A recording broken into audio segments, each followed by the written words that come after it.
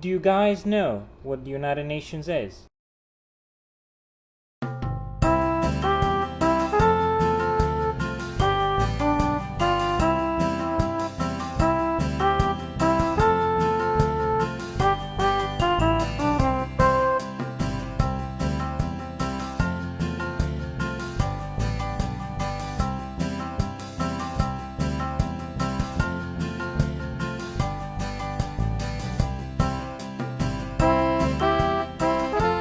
Guys, let me tell you the story of the United Nations.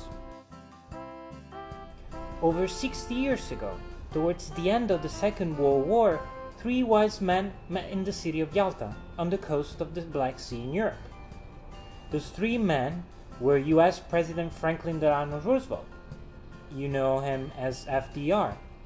British Prime Minister Sir Winston Churchill, rarely photographed without a cigar in his mouth, and Joseph Stalin, leader of the old Soviet Union, which at the time was in control of most of Eastern Europe.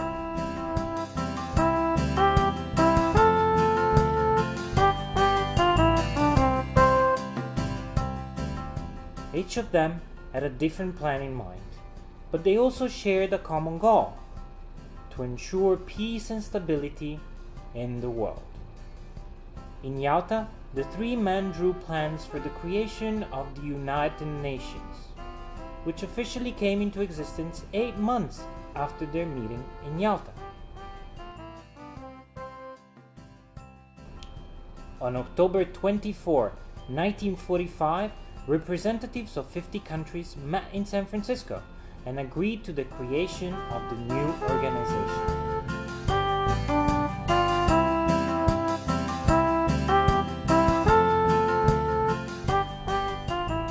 The United Nations we know today has a total of 192 member countries, and the number may even grow bigger if more countries are going to join. But what are the goals of the United Nations? Why was it created? First and foremost, to keep peace throughout the world, but also to work together to help people in need and eliminate poverty and hunger, and to protect human rights and foster freedoms. The United Nations is an international body. It is not a country, rather a venue where countries can meet and problems can be discussed. The United Nations is headquartered in New York City, with principal offices in Geneva, Vienna, and Nairobi, and other offices around the world. The UN is composed by 6 principal organs. 3 of them are very well known: the General Assembly, the Security Council, and the Secretariat. The other 3 are not so well known: the Economic and Social Council, also known as ECOSOC, the Trusteeship Council, and the International Court of Justice, which is based in The Hague.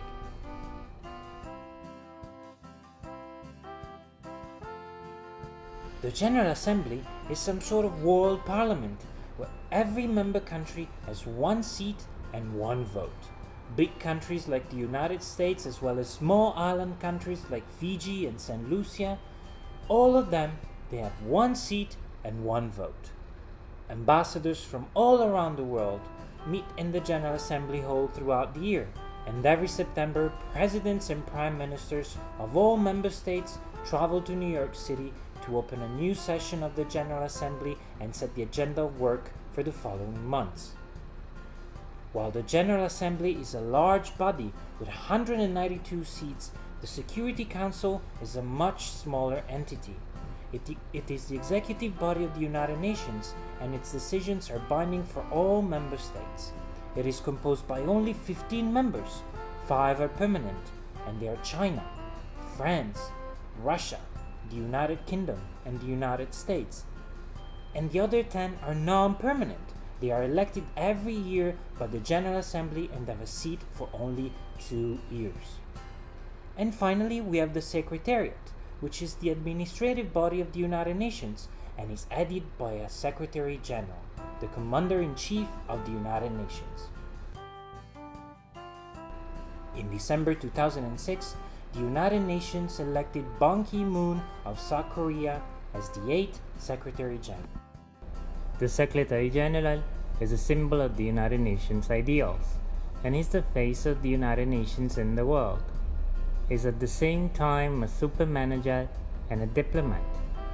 As such, he has to remain impartial and independent in order to protect the interests of the peoples of the world. Do you know who was Secretary General before Ban Ki-moon? Well, the first Commander-in-Chief of the United Nations was Trygve Lie of Norway. It was followed by Dag Hammarskjöld from Sweden, then U Thant from Myanmar, and Kurt Waldheim from Austria, Javier Perez de Cuellar from Peru, Boutros Ghali from Egypt, and finally Kofi Annan from Ghana. The main duties of the Secretary General are related to the day-to-day work of the United Nations. The Secretary General often meets with presidents and prime ministers and celebrities and makes sure each member country pays its share of the UN budget. The money each country pays is used to run the UN and finance its activities around the world.